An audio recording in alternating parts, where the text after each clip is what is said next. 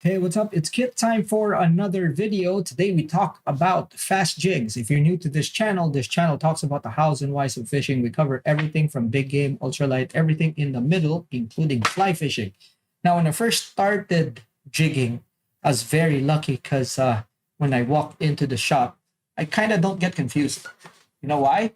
Because I'd have two or three choices of jigs because that's all they had.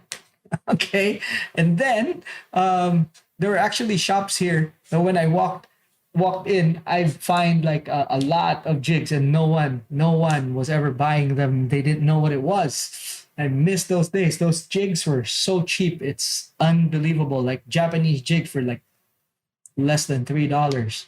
It was crazy, and I was buying them left, right, and center, and no one knew what they were. Okay, these were like this is one of them right here. This is already discontinued. This is from Yozuri or Dual, and this is as you can see there, it's 100 grams, and it is the Isle Metal Curve Slider. What a mouthful! But these jigs were available, and no one was buying them, and my God, they worked. They worked so well. So yeah, uh, jigs right now, you go to a shop, there's rows and rows and rows of jigs. It's unbelievable how much is available out there. It's crazy. So when you're starting out, it's kind of natural to get intimidated when you walk in the shop and you see rows. And the reality of it is you only choose like there's only three types. Okay. So, you kind of choose which one you like. And then after that, you kind of take it from there. Okay. So the purpose of this video is to help you guys. Okay. Uh, Fast Jigging 101, it's for those guys that don't have the experience, don't have the know-how, and to help them so that they can navigate this whole thing. Okay, now for the experts out there, I'm pretty sure you'll say like, "Hey, you didn't mention this, you didn't talk about that." Well, yeah, it's a 101 video. Come on, guys, So, the target for this video is, or the main purpose of this whole 101 videos, it's a series, right? Because we're already in like the fast jigs. We've discussed slow jigs, we're discussing fast jigs, and there'll be others. But the purpose for these videos is to help those that have very little knowledge when it comes to these things, and to help them, to guide them. And as you know, it's not cheap. So guide them to make the best buying decisions that they can, and help them start with the right foot forward. Okay, so let's break it down. Okay, and we can compartmentalize things so that it's really easier to understand. Okay, so there's two main types of fast jigs, and mind you, when it comes to fast jigs, you will find the most varieties. Okay, the most types, and obviously the color is there and everything, and we'll talk about that later on. I think one of the things that you need to understand is, because there's a sheer number of them, and this has been done for a really long time as far as modern vertical jigging is concerned, that there are a lot of varieties to choose from, which also gives it the most versatility. So as far as versatility is concerned, fast jigs, hands down, fast jigs, and a lot more are being made these days. So it's not that it's an old style fishing technique, and it's not evolving. It is. Okay, and we'll talk about the evolution of the jigs in a bit. Okay, so. It can be broken down into two main types: asymmetrical and symmetrical.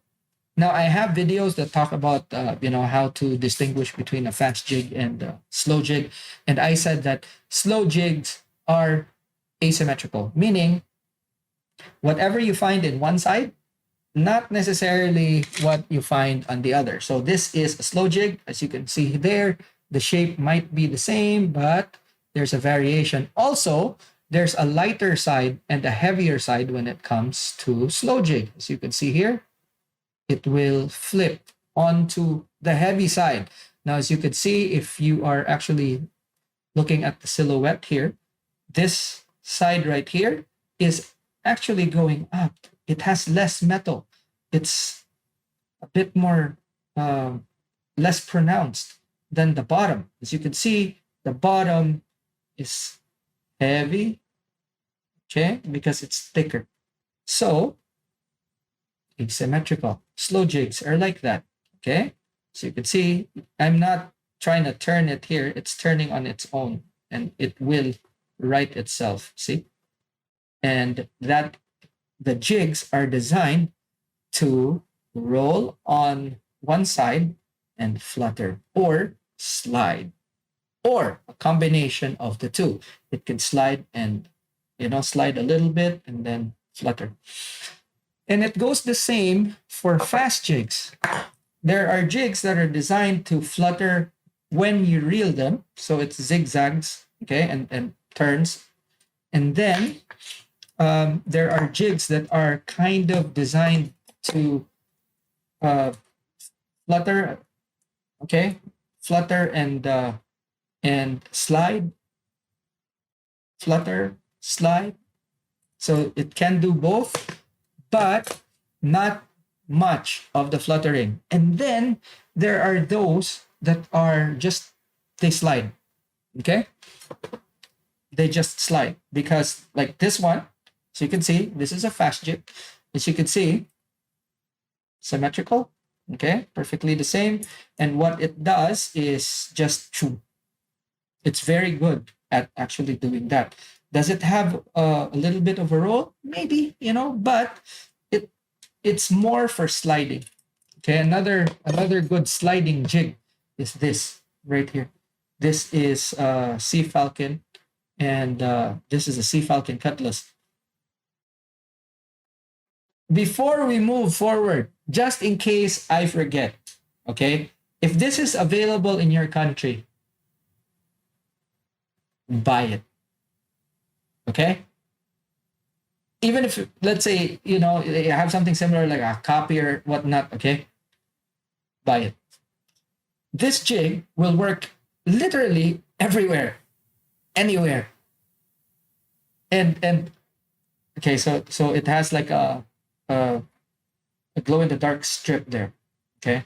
But this jig, if you can get it to work in your hands, and mind you, this is very easy to work. And this is one of those jigs from Sea Falcon that's just pure magic. So guys in the US, okay, if you don't know what this is, and if you see it, buy it. Okay, so this is the Manma Touch Yuo, or the real cutlass. This jig it's prime. Okay, so okay, again, sliding jig. So this slides, okay? Now, this jig is actually heavy on the bottom right here. And although when you, technically it's a mid-balanced jig, but the weight is actually on the bottom. So what it does is actually go like this, okay? It slides and then it falls like that. It's crazy good. So before I forget, seriously, this is one of those jigs that you need to buy. Okay, so symmetrical, asymmetrical. Now, breaking that down, you're looking at balance. There's jigs that are weighted on the bottom, and these jigs are made so that when you drop them down, they go straight down to the bottom. Okay, that's an example. This, believe it or not, is a front balance. So even in the literature of this particular jig, Ken, the guy who makes these jigs, he said that the balance of this jig is actually just at the back of the gill. So it's somewhere around here. So it's actually front balance. So very good example of a front balance jig. And this is made to flutter. So shorter jigs are kind of made to flutter. Medium length and width jigs are made to flutter and slide a little bit, whereas longer jigs, more than likely, they slide more than they do flutter. Okay, that's just how the water affects it. So those are the three types of jigs, and um, it could be that it's asymmetrical or symmetrical, but they kind of do the same thing. You will find a lot of jigs that flutter in the asymmetrical side of things. So like this one, okay, asymmetrical and long. And this has a little bit of flutter and slide. Now, the thing with asymmetrical jigs is that they're kind of easier to use because if you don't pump, they'll have their own action. That's the main difference between asymmetrical and symmetrical jigs, okay? So keep that in mind when you're buying and you're kind of new. I would recommend going for asymmetrical jigs. So a bigger example here. This is from Major Craft. This is a jig para. You can see there. Okay. So as you can see, this has more of a rounded back. This one's triangular. See? And the jig will lay flat on the heavier side, which is usually the triangular side. Okay. And guess what? That's a surface. That's a straight surface. And what happens is when the water hits it, it will go like that. Okay. Now, this means that if you stop, you pop your rod up. Okay. Just when you're working it, you just jerk it up. Boom. And stop. Boom. Okay. What happens? The rod tip will load up, pop up, and the rod, when you do that, it'll make the jig jump. And when it makes the jig jump, because of how the jig is shaped, asymmetrical, boom, it'll go, boom, it'll stop, boom. And then if it's made to slide, it will slide. If it's made to like this, flutter and have a little bit of a sliding motion, it would. Okay, but it needs that pop, boom. So for slow jigs, it will go like that, and then it'll probably slide backwards. But for fast jigs, it'll jump up and then move forward. So that's the biggest difference with fast jigs and slow jigs. Fast jigs, because you're tied, pop, it will go up and then boom. So it's always going to move forward. That's why with fast jigs, guess where your hooks are? Only in front. You don't really see fast jigs with hooks at the back, because if you put it on the back, more than likely the bites are not going to be there. It's always going to be up front, because for fast jigs in general, the action is on the way up. For slow jigs, it's on the way down. Okay, so for fast jigs, when you're actually reeling up, chuk, chuk, chuk, that's when, chuk, chuk, chuk. Okay, so those are the things that you really need to know. Okay, lesson done. But in a nutshell, it's basically that. So we don't have to dive down to the more complicated stuff and all that.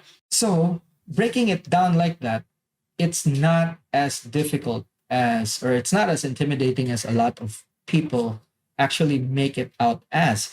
So what do you need? Okay, very, very simple. When you go to the shop, okay, and you're getting your first set of jigs, don't go crazy. Okay, I would say, like, to start with, 5 jigs would probably work for you. So you buy the jigs that cover this sort of thing. Okay, so in faster currents, okay, in faster currents, slimmer jigs actually work well. In low current situations, jigs such as these are actually good. And if the conditions are actually something in between, then guess what? You'll have those mid-width and mid-length jigs that will work. Okay. Now, is that a hard and fast rule that you should live by? No, because guess what? In situations where even if there are swifter currents and um, you want to get down really fast, the top choice for that would be something small and stubby. Because guess what? A small and stubby lure has less surface area. And if it's bottom weighted like this, it will go down the fastest. Okay.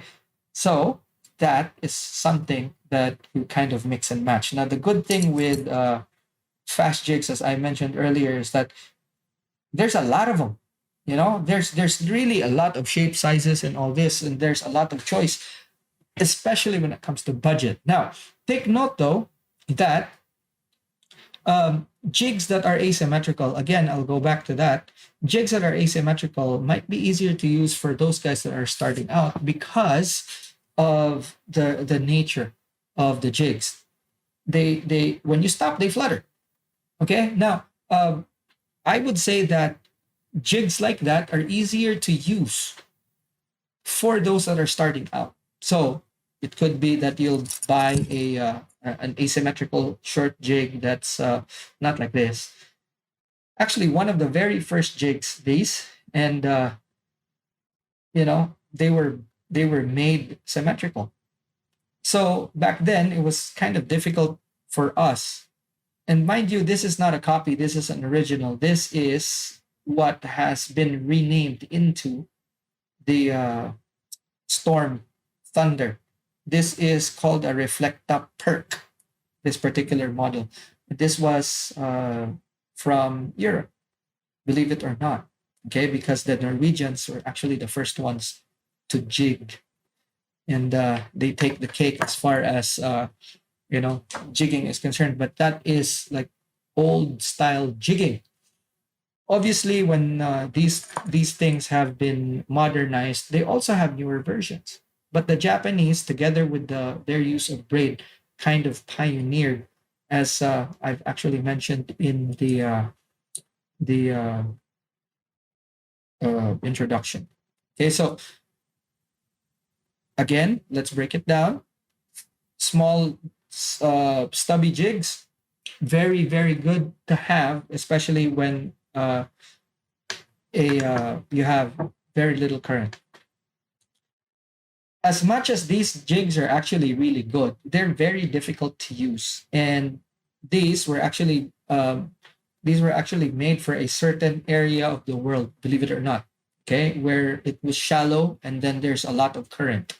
So in other areas of the world where sardines or bunker, hint hint, actually work, uh, probably a very good jig to use there.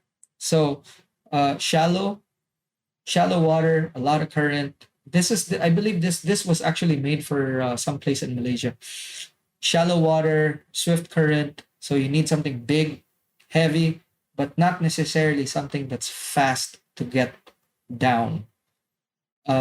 In low current situations, I've found in deep water, low current situations, I found this to actually really work well as well.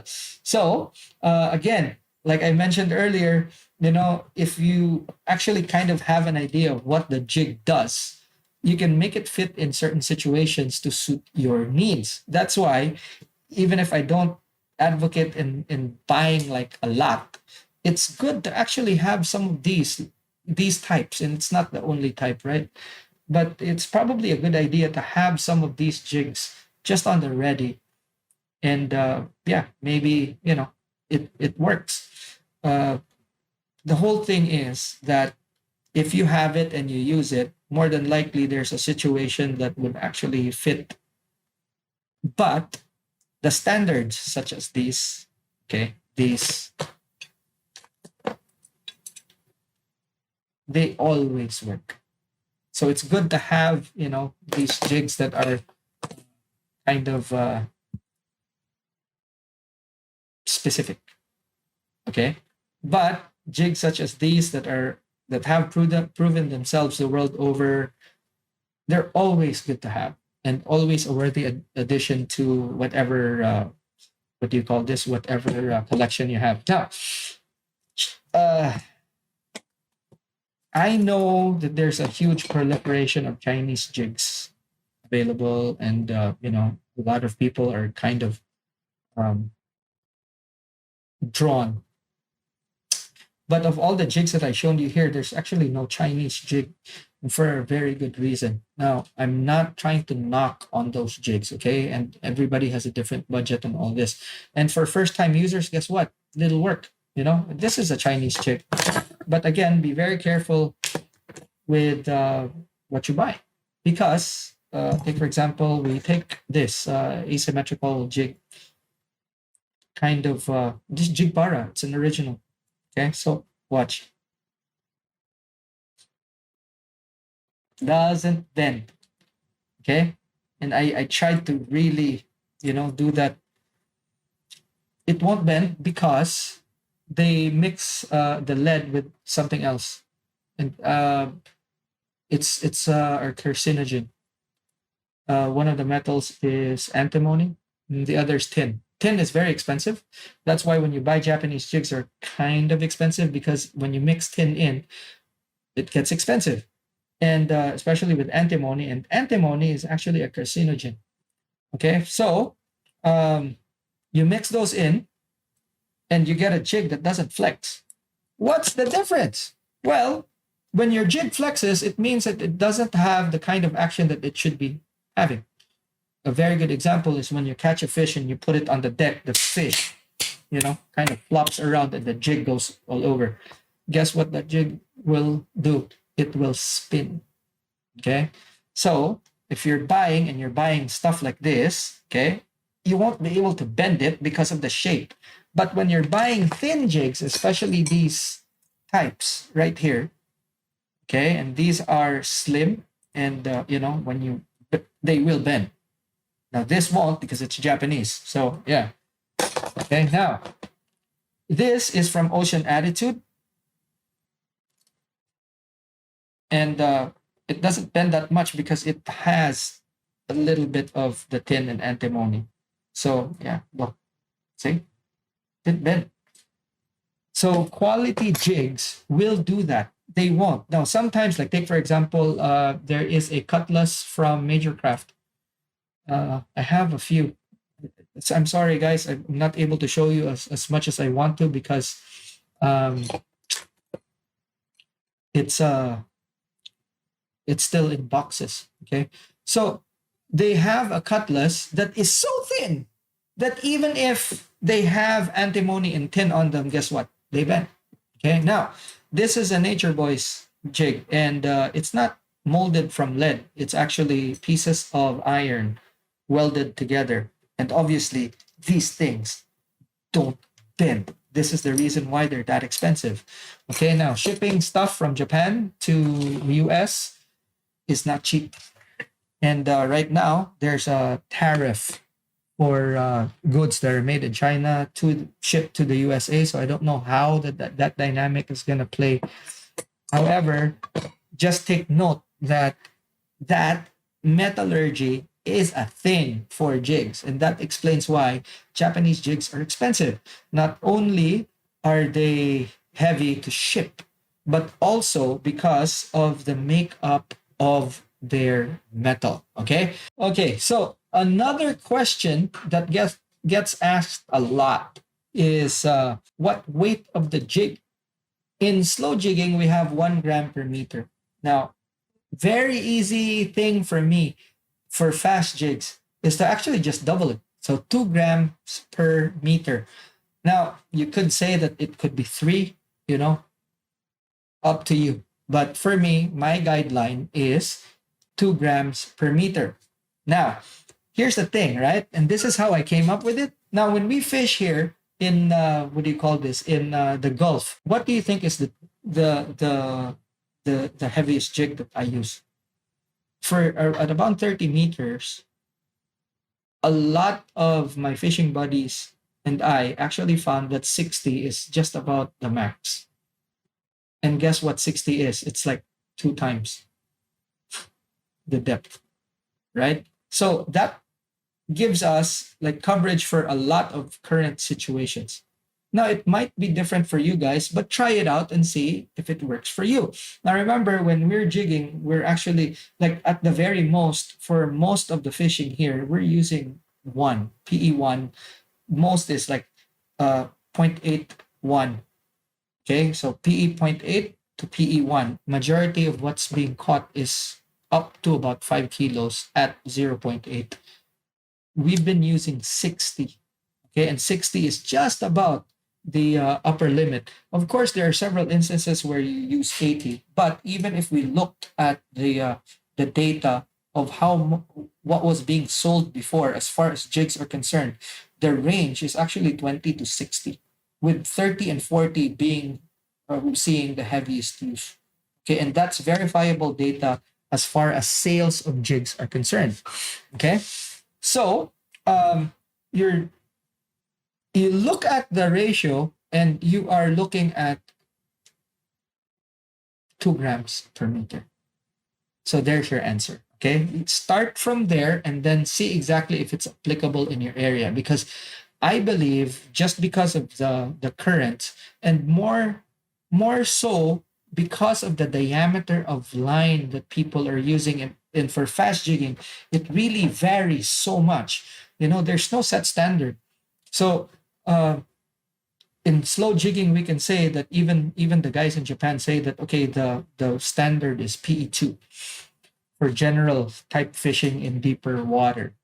You can find that a lot of people have been using PE2 or even thinner line, but in fast jigging, it's all over the place. Okay, so there's people that are using 80 in shallow water, and I've seen it, with like smaller jigs and everything. So for me, and I'm using 0.8 up to the maximum is PE1, or probably the biggest that I would ever go for anything 50 meters and under here would be 1.5. That's the max for fast jigs. And for that matter, tie rubber.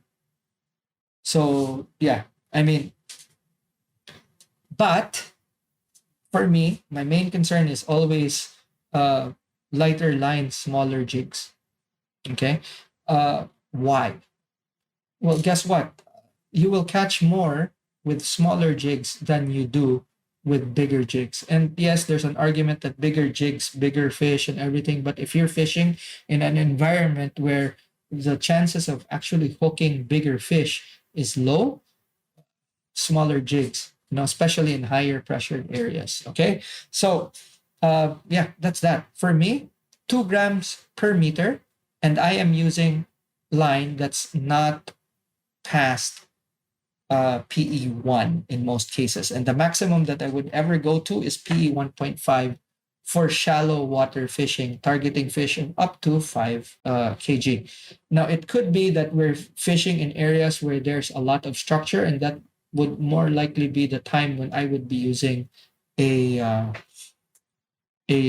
what's this, a reel with thicker line. But more than likely, I would be using 0.8. And if I bust out my Calcutta Conquest, which is my main reel, for a really long time, guess what's there? 0.8. Okay, now that I've switched to Studio Ocean Mark, I switch spools.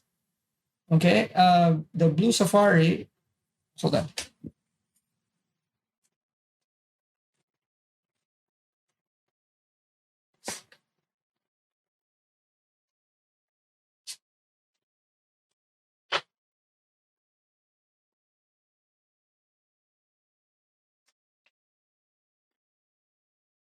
Okay, so the Blue Safari has it has one screw, and then you can pretty much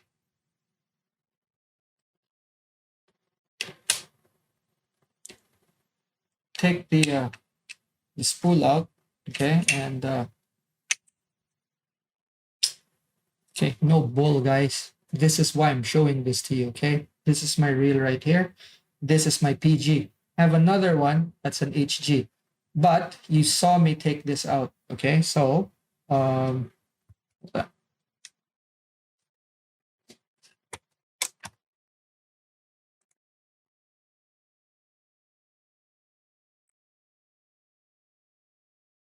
so as you can see, it says 1.5 300, and that's exactly what it has here. So in situations where I need this, I have a reel that has 1.5. Okay, I can put 0.8 on another spool, and or I could just use my other reel that has 0.8. Okay, so 1.5 on this, and then this spool actually has PE2.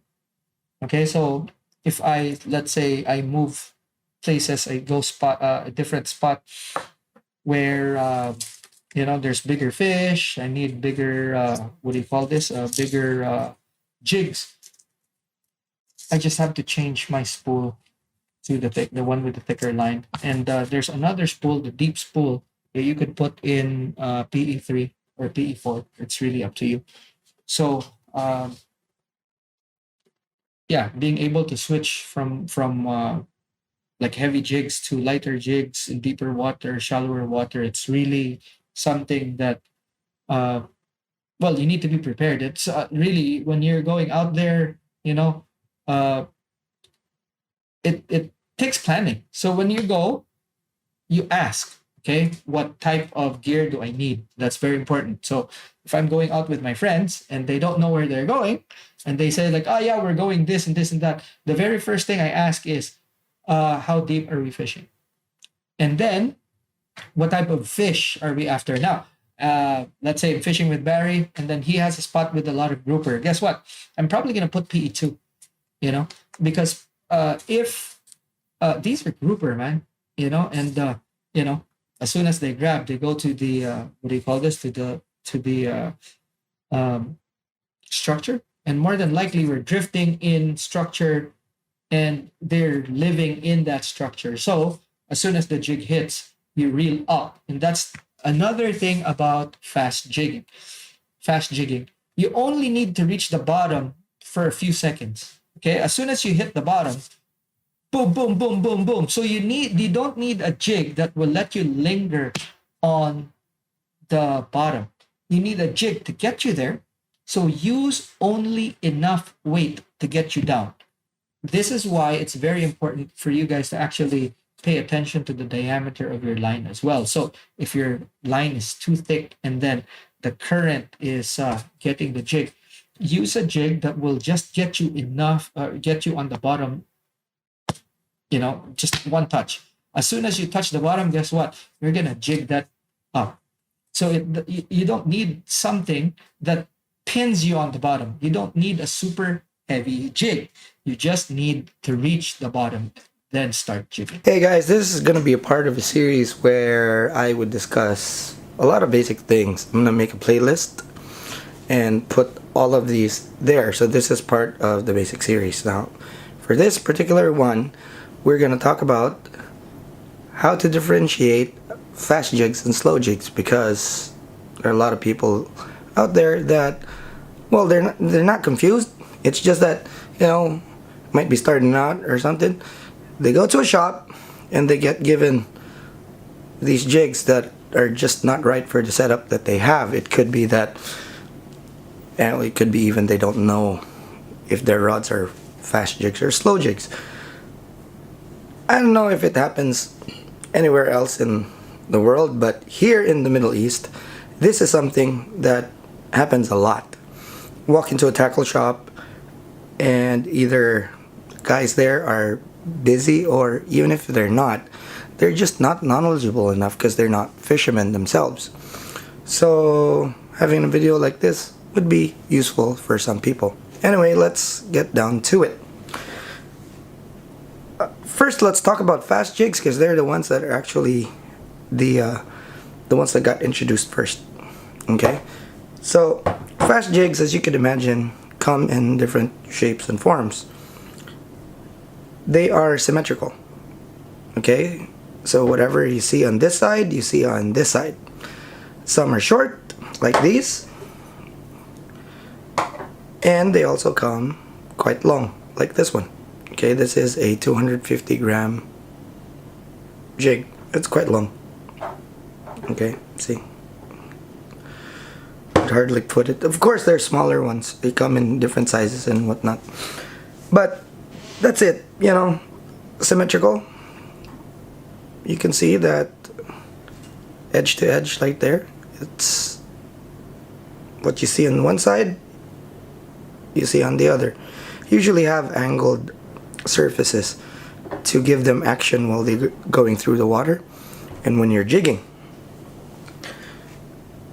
Okay, now slow jigs on the other hand are asymmetrical. You'll see that there's always kind of like a belly and then like almost like a flat side, but not really. So one side's different from the other. Unlike fast jigs that are meant to be jig fast, mechanically almost, they are symmetrical because they're made to dart, swim like that while you're jigging. Whereas these slow jigs are designed to flutter. So one side or one side of it is always going to be facing down, and this is always going to be towards the surface. They also come in different shapes and sizes. As you can see, this one's a bit stubby. Okay, and they also come long. Well, this one's kind of special because you could use it for both fast and slow. Well, these jigs come from pretty much one company. You could apply this whole thing to other brands. This is very basic. You know, there's different types of fast jigs as well. There are some that are made to slide. So instead of just jerking it, you kind of pause a little bit, and instead of dropping down real fast, what they do is go sideways and swim in one direction like that, and then go like this instead of the usual fast action like that. Okay, so very, very easy. Okay, again, if you look, slow jigs are asymmetrical, meaning one side is different from the other, whereas fast jigs are symmetrical. Whatever this side is gets a mirror reflection on the other side. Okay, so that's it. Aside from the rigging, of course the rigging's kind of different. These are made to be rigged with, here's one that's rigged. Okay, the assist hooks are more than likely two. There are jigs that come with hooks, like some of these that already come with hooks, but we recommend to actually change them up for a better hookup ratio. It's not that they don't work, it's just that you get better hookups with aftermarket hooks. Most Japanese jigs don't come with hooks, they just sell the jigs themselves. Okay, so for fast jigs you have hooks that are similar to this. This is perfect for this type right here. Okay, whereas these types, okay, doubles, that these are doubles but they don't face outwards when you hold them. Okay, let's take one of these as an example. So right there, you can see from the drawing right there. Okay, but we'll pull one out just so you can see.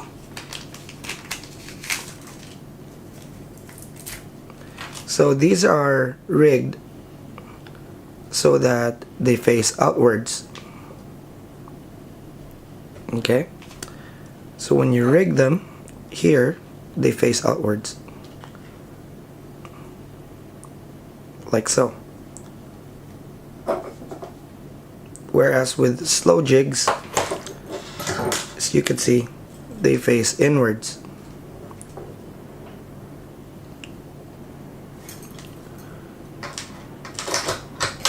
Although they face inwards,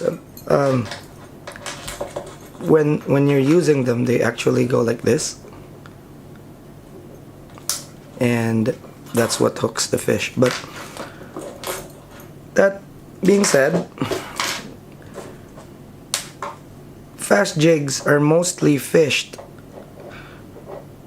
around mid-water to the top, whereas slow jigs are usually dropped down way to the bottom and then worked slowly. So the chances of the slow jig hanging up on the bottom are quite high, whereas with the fast jigs, as soon as you drop them down, they reach the bottom quite fast, and you jig them up as fast as possible. And what happens there is that the bottom contact is only for a second or so, whereas slow jigs would linger near the bottom longer. So hooks that face outwards like this would most likely snag. It's also one of the reasons why the hook configuration is like this. In a previous video, I actually mentioned that they're kind of like the same thing, only going in opposite direction. Now, if you look at the shapes also, there's kind of like similarities between them. There's slim ones, there's these two that are kind of in the middle, not too slim, not too wide, and we have ones that are wide but short. Okay, now this is 100 grams. This one is actually 120. So this, if you compare it, okay, you can see that this one is actually heavier. Now, if you look at the cross section, you can see where all the weight's coming from. Okay, so those slight variances actually matter a lot, especially when you're considering what they're used for. Okay, so jigs are meant to be dropped to the bottom, and you're either working it up, or the action of the jig is achieved when it flutters down. So again, main difference is that the action of this is going down, action of this is going up. The shorter, flatter one will have more action. It would be quite erratic, and it's the same with this. Okay, with this one, the action of this is also quite erratic, and you don't have to move it much. It actually moves quite erratic. Now, this flutters, and it's meant to be worked faster than this, and this is work even faster, and it's the same thing as this one. Okay, so the action of this only goes out when you're actually hitting a certain speed, and it's true for actually all of them. Again, you're working these slower while you're working these faster. So as you can see, they're kind of polar opposites. Might be an oversimplification, because there are some fast jigs that are actually meant to be worked slower, but those are different types of jigs, and I'll show you a neat trick later. Okay, so jigs are affected by quite a few things. You'll see that the connection points here, the connection point I have here is actually kind of big. It's because I want to pull this in and have the hook parallel like that. Okay, some people like using smaller rings, which is fine. The problem is it'll kind of push the hook out like that. So for this particular jig, I use a bigger ring. Now for this one, this is actually pre-made, and as you can see, it's just perfect for it. Okay, now a lot of people don't consider the connection points as something important, but the connection point is actually very important, because it determines a lot of the movement that you might look for in a jig. Like for instance, this one, I have a swivel, and adding a swivel there actually gives this whole thing a bit more motion, and I add a ball bearing swivel there so that the motion is as unrestricted as possible. Now you also notice that the solid ring here is fixed to another solid ring here in the ball bearing swivel, and it's a special type of swivel that you can buy. This gives me the ability to actually put a thinner split ring, and otherwise you'd be using something that's thicker. So again, something to consider when you're putting all of these things together.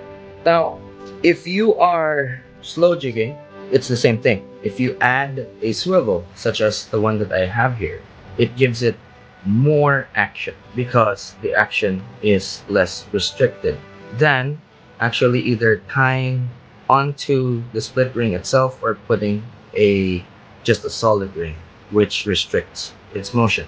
If you want it like that, go ahead, but all I'm saying is that with the addition of the swivel, it greatly changes the action. It gets more erratic. Okay, now when you have something that's erratic for slow jigs, you can actually work it slow because the action just goes out because of the unrestricted movement. Now sometimes you don't want that. Okay, sometimes you don't want that. Remember that when it comes to this, it's actually the fish that decides, it's not you. Okay, so when you drop a few times and it doesn't work, change your connection point even without changing the jig, and it will drastically change. So that's something that a lot of people are just quiet about, or a lot of people don't know about. But there's a lot out there that actually use the system. It's not new, it's not mine, it's also not theirs. So for you guys that are not using this sort of thing, try it out, see if it works for you. Okay, now I don't have a sliding jig here, okay? Or do I? That's the biggest thing there, okay? Now, sliding jigs are nothing but jigs that have the weight in front and they're a bit flatter. And they're mostly long, okay? Now, watch this. Now, if you're using this jig, which is Williamson Ventos, and you haven't done this yet, try it out and you'll be very surprised. Okay, so you take this off. And this is not exclusive to this particular jig. You can actually do this to quite a few jigs. Okay, so you take that off, put it at the back, and if you know the anatomy of a sliding jig, you'll find that it's eerily the same as exactly what I'm doing here. So if you do that, okay, this becomes a sliding jig, and it is something that I have been using for a long time, and it works. Okay, the weight is here. You have a flat surface to keep it planing. Just as long as everything is straight, it actually slides sideways for a really long time. So for you guys that haven't tried that yet, try that out. That's a very big tip, and I'm pretty sure that it'll work out for you. Again, not old information here. This is something that's actually been done and people are doing for the longest time.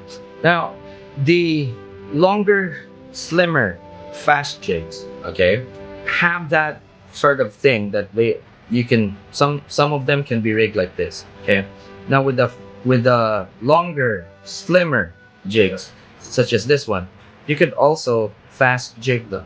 Okay, so again, something eerily similar between these long, slim jigs. Now, this particular one was designed to be both a fast and slow jig. It's because of the slim one, the slim design, that it actually planes really well even if you're jigging it fast. So if you're in a bind, and even if you have a slow jigging rod, you can actually, especially if it's overhead, you can actually wind and pump, and the jig will work like fast jig. Okay, now you can't do that with the longer, wider body short slow jigs because they will spin. Okay, the action that it has to give it a wobble is actually the same that will give you a spin when you crank them fast. So these are meant to be worked slower than you would this. Now, you don't have a choice with the longer, slimmer ones because irregardless of what you do, they will go up and down really fast. Okay, with the wider, stubby bodied ones, it can't be more opposite than for the fast jig. Okay, or the short, stubby, fast jig, because the short, stubby, slow jigs are meant to be worked really slow, because as soon as you give them the drop or that slack, the movement it gives is very, very erratic. In fact, this has a lot more hang time than this one. Okay, and this is a 200 gram. This 120 right here, okay, this is a slow rocker from Storm. Now, this will have a longer hang time than any of these. Whereas this is also the most erratic when you're jigging it up. So all of these are really polar opposites. They do almost exactly the same thing, only they're going in opposite direction. This is not a brand specific video, although I have some brands here that might be familiar to you. So this is what I have, and this is what I'm going to be using as examples. Now, at the end of this video, it'll help you actually know or determine which hooks to use for your assist hooks, or if you're actually buying ready-made ones, you could use this or the pointers here as guidelines on how to choose so that you'll have a more effective system. Firstly, we have ready-made assist hooks, and these are examples right here. So everything that you see there is actually ready-made, and everything that you see here on the bottom are all customs, ones that I tied myself. Now, if you are into tying assist hooks, then, or if you're new to tying assist hooks, there'll be some pointers later on about these. And then first, let's talk about the ready-made assist hooks. So ready-made assist hooks, as you could imagine, come in different sizes, different lengths, different hook configurations, so on and so forth. Now, for fast jigging, you'll see a lot of single hooks. Okay, there are also ones that have double hooks. Now, I have examples here of double hooks that are pre-made. You can get them as small as size 2s, and then it goes up from there. There are different varieties out there, and they have function. Now, what to look for would be forged hooks. Okay, first thing that you should look at would be forged hooks. Now, you could see that this hook is actually not round, it's flat. Now, the reason for this is that forging makes it stronger, and also it's thinner in profile. So when you hook a fish, it'll have an easier time actually going in. Now, as far as sizing goes, if you could see here how I sized this, even if the hook is like that, there's a bit sticking out. So that's how I size mine. Now, other people use smaller hooks, but for me as a standard, I go to the lowest part of where the hook could possibly go to. And then you could see that even if it's right down there, you can see the hook sticking out. So that's my basic guideline for choosing hooks. And it doesn't matter if the hooks are actually double or single, just as long as they're actually just a tad wider than the jig, that's the right size hook to use. Ready-made hooks come with split rings that are already the right size. For customs, you could actually make them smaller. That's entirely up to you. But remember, the smaller you go, the poundage also goes down. But it is a bit stealthier, and for some people, they like that. But for me, what I always look for is actually if the jig has a lot of freedom of movement. And when you have a lot of freedom with your jig, it moves better. That's a standard for actually either slow or fast jig. Hook shapes. There are those that have angles and those that are rounded. Those that are rounded are actually a bit thicker when it comes to the wire used. Those that are thinner, or those that are angled, usually have thinner wire. This is because each time you put an angle on the hook, it becomes kind of like a fulcrum, and it becomes stronger. So if you compare, take for example, if you have this is thick wire. So if you have something like this that has the same wire gauge as this shape will more than likely not open. And this is the reason why with hooks that have flat surfaces like this, they can get away with thinner gauged wire. And this particular one was actually made specifically for big fish.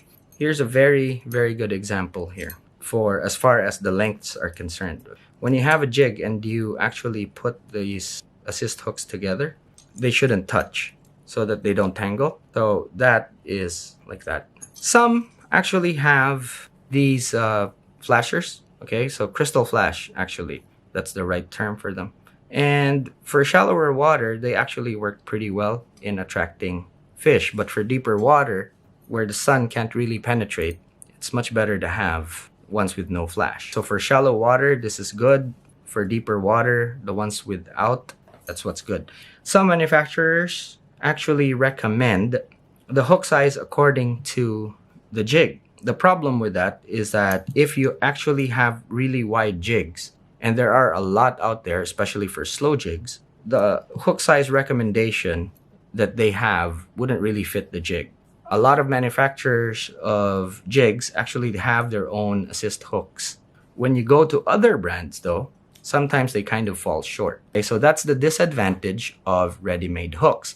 Before we actually move on, I'd like to talk about the finish, because this is quite important. Now, as you can see here, this one has protection, and that's for a good reason. So the normal ones that you see are black nickel, there's this silver, titanium or tin, and then there's these gray ones, sometimes dark gray. And if you touch them, okay, it feels like it has oil. And the reason for that is that it has a type of coating called PTFE, essentially silicone, okay? And what it does is when it hooks, it goes straight in. It's very, very slick. There are some assist hooks out there that utilize this kind of finishing. And what that enables you to do is actually use lighter line. Okay, even when you're using heavy line, as soon as the fish hits and you reel up without setting with the rod, the hooks immediately just bite. Another thing you should consider when choosing hooks for your jigs is the gape.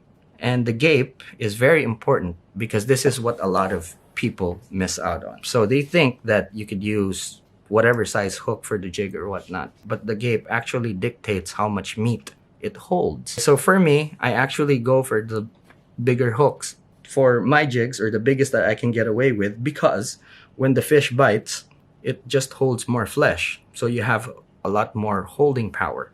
With fast jigs, you can have single or double hooks. My preference is always going to be on just one hook as far as my fast jigs are concerned. For my slow jigs, it's a different story. If I can get away with actually 2 assist hooks there, one from the back and one from the top, I'd more than likely actually use those. Now, the ones at the back don't really hook as much of the fish in the mouth.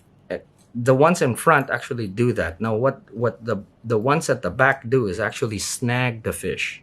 So it assists you into bringing the fish up and actually have a bit more of a connection point to the fish. That's why you'll see a lot of fish in the pictures that have these stuck to the side of the face or near the fin.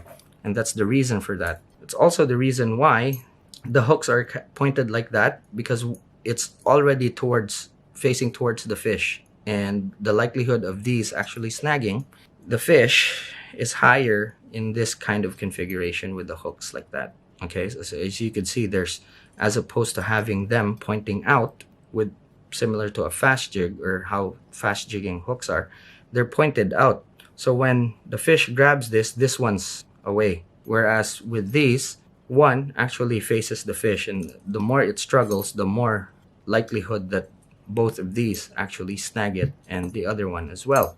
Especially with PTFD coated hooks, that's just lethal. Now with the shorter stubby ones, you could just put one and that's it. If you see this, when it lays flat, because this is made so that there's another split ring here on top, so you see that it lays flat. Whereas with this one, it lays vertically. If it lays vertically like that, it's better to have a small solid ring. Just keeps it in position. Whereas with the fast jig, it kind of doesn't matter. Now I have a very good example here of me using a bigger solid ring, just so the hook sits nicely on the jig. With customs, there are a few things that you need to understand, especially when you're actually tying your own assist hooks. Now, as you can see here, the assist hooks have the tie or the line on the bottom. The reason being is your hook point will always point towards the direction of your line. Now, if you have it reversed, it will travel that way as opposed to traveling in towards the mouth of the fish. So if you're making assist hooks and you're tying it on top, you're more than likely to actually miss more fish. So that's one thing that you need to pay attention to when you're actually doing these. Now, there are several things that you need to consider when you're tying your own. One is the length. The right length for custom assist hooks depends on which jig you're putting it on. So like take for example this one, as you can see, it'll go lower than say a factory made one.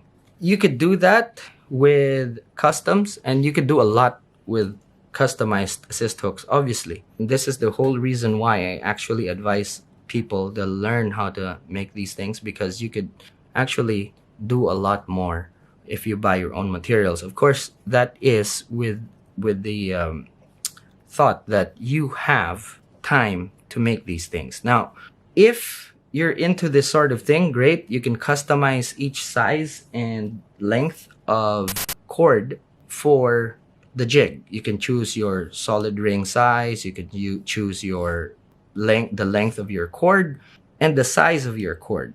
Also, the size of your hook. If you want a really long one, you could do that. If you want a really short one, you could do that. Of course, there's no limitation when it comes to customized hooks. The most important thing there is actually your hook choice more than the length, because a lot of people really use either hooks that are either too small or too big. Sometimes they use hooks that are kind of too heavy. So if you're dealing with slow jigs, it's much better to actually go with lighter weight hooks for heavy duty usage, such as this one. This is the VMC 7269, and it's a very, very good hook. Before I forget, this particular one, you can see there's white and red cords. The red cords are actually Kevlar, whereas the white ones are Dyneema. So if you have an area that has a lot of toothy critters, it might be a good idea to actually splice in some Kevlar. Or for this particular one, it's actually ready-made, and it's from VMC. They call it the Fish Fighter series, and it's excellent to actually hold the fish a bit more rather than just getting chopped off real fast. So you still have a chance to actually bring up a toothy critter with something like this, or you could use wire.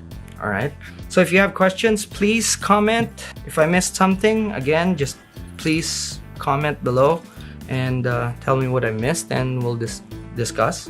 If you haven't yet, please subscribe and give us a like. Thanks for watching, and I'll see you in the next one.